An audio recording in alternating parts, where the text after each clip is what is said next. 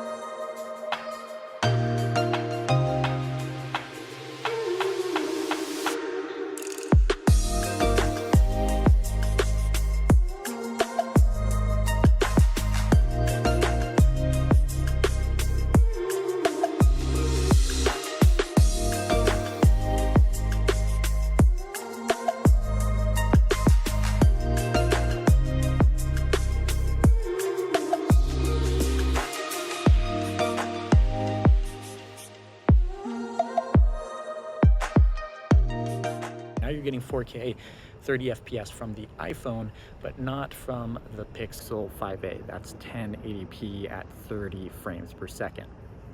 And then finally, this is 4K video from the main sensors on both of these devices. Definitely even a lot better than what you get out of the ultra-wide cameras, especially in low light situations like this.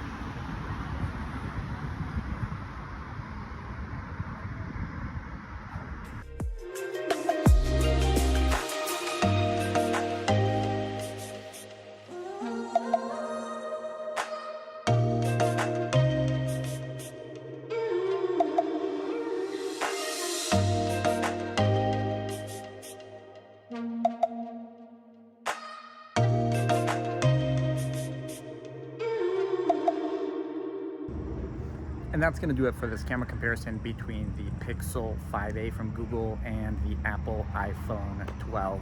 Let me know what you think of the results in the comments below and which device you would rather use on a day-to-day basis for capturing your photos and videos. We do have more camera comparisons between the Pixel 5a and other devices that are on the market, so make sure you subscribe to the channel and stay tuned for those. Thank you guys so much for watching, and I'll catch you in the next one.